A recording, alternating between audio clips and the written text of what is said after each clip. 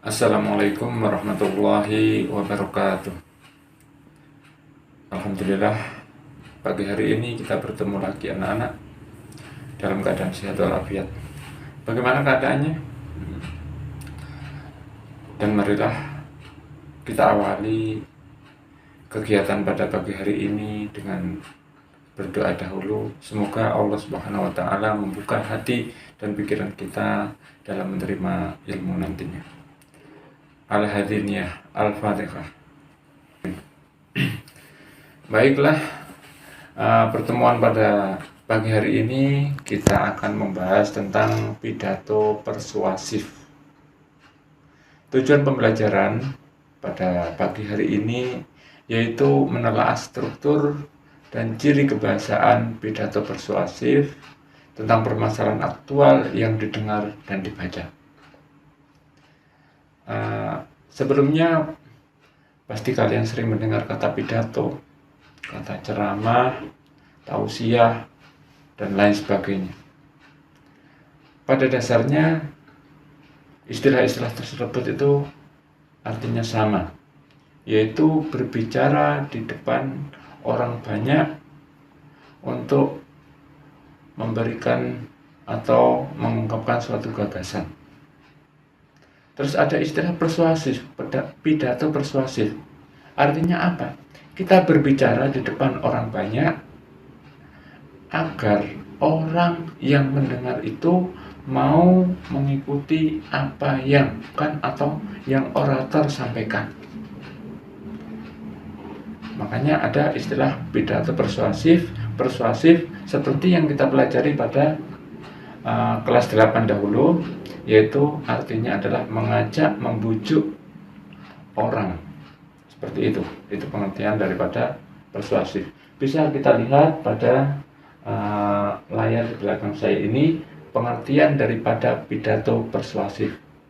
Pengertian pidato persuasif yaitu pidato merupakan kegiatan berbicara untuk menyampaikan suatu hal di depan umum atau orang banyak.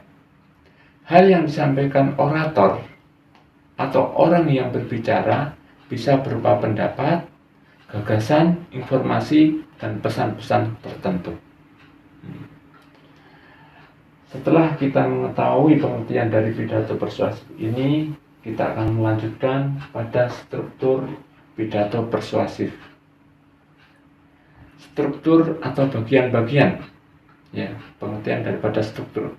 Contohnya seperti manusia terdiri dari kepala, badan, dan kaki. Begitupun naskah pidato persuasif itu terdiri dari beberapa struktur atau bagian-bagian. Yang pertama adalah bagian pembukaan, yang kedua isi, dan yang ketiga adalah penutup. Pembukaan berisi poin-poinnya adalah adanya salam pembuka, yaitu Assalamualaikum warahmatullahi wabarakatuh. Terus item yang kedua atau poin yang kedua yaitu ucapan sapaan.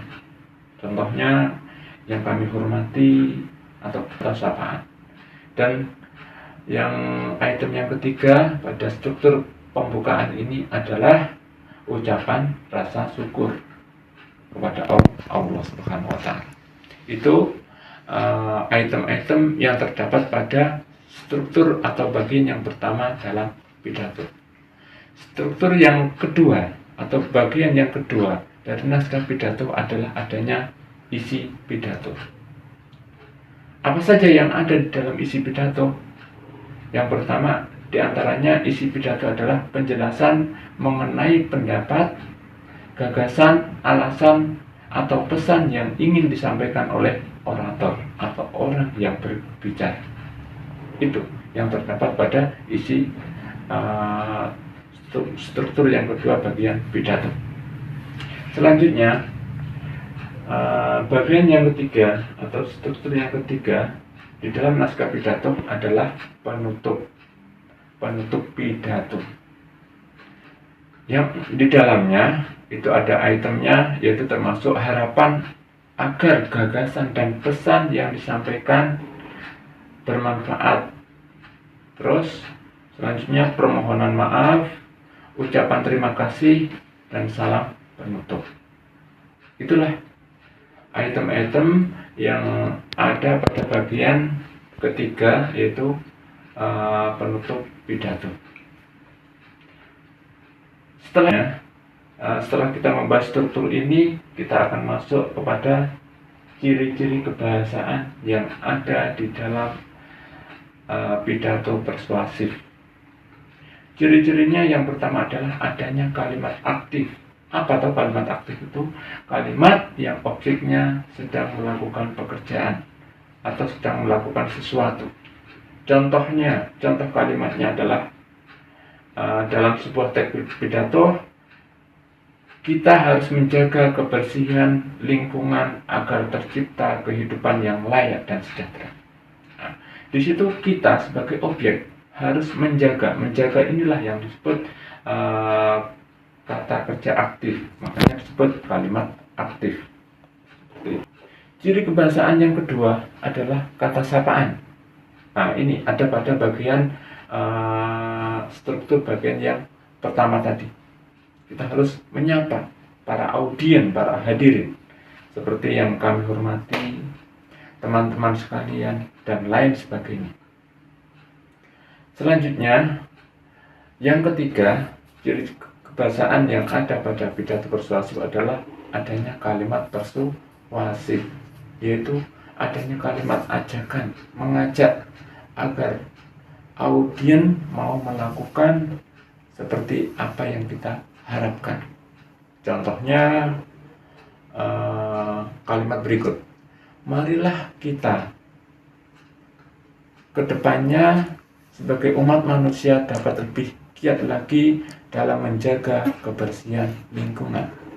Di situ ada kata marilah. Itu adalah ajakan atau hendaknya, sebaiknya, dan lain sebagainya. Yang intinya itu adalah membujuk atau mengajak agar audien mau melakukan apa yang kita bicarakan atau kita harapkan. Ciri-ciri yang keempat yaitu adanya kata emotif. Apa kata emotif itu? Adalah kata yang bisa membangkitkan semangat para audien. Contohnya, sebagai penutup, saya mengutip kata pepatah yang mengatakan bahwa kebersihan adalah sebagian dari iman. Maka apabila seseorang tidak peduli terhadap kebersihan, maka ia sesungguhnya bukan merupakan orang-orang yang beriman. Ciri-ciri selanjutnya yaitu adanya kata istilah.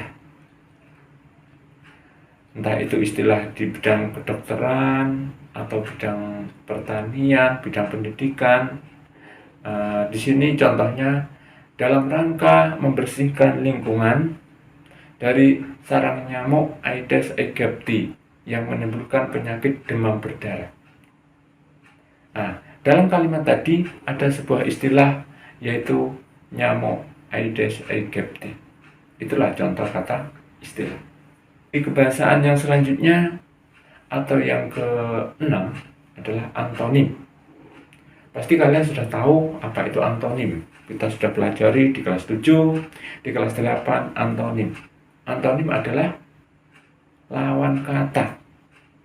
Seperti contoh kalimat ini dalam sebuah kutipan atau penggalan sebuah pidato, kita harus menjaga lingkungan kita baik-baik agar bumi menghasilkan keuntungan bagi kita, bukan kerugian, bahkan bencana bagi kita.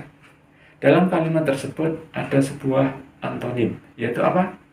Keuntungan dan kerugian. Pokoknya mudah saja itu kalau masalah antonim, pasti kalian sudah paham semua. Dan yang terakhir adalah ciri-ciri kebahasaan dalam pidato persuasif, yaitu kata benda abstrak. Apa kata benda abstrak? Sering kita mendengar kata benda. Kata benda abstrak adalah kata yang tidak bisa kita raba, tidak bisa kita lihat, tapi bisa dirasakan. Contohnya bagaimana?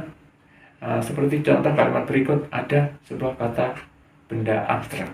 Contohnya, kita selalu diajarkan untuk menebarkan kebaikan kepada orang lain. tanpa memandang suku, agama, ataupun warna kulit. Ya. Jadi di situ ada sebuah kata benda abstrak, yaitu kata kebaikan.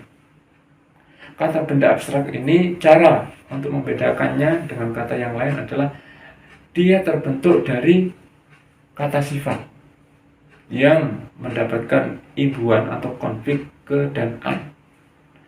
Dari kata sifat baik menjadi kebaikan, buruk menjadi keburukan, dan seterusnya.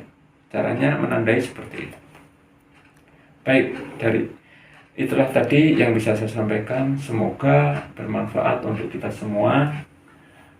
Dan nanti kalau ada kebingungan, silahkan ditanyakan langsung di Pak Guru. Kita akhiri. Wassalamualaikum warahmatullahi wabarakatuh.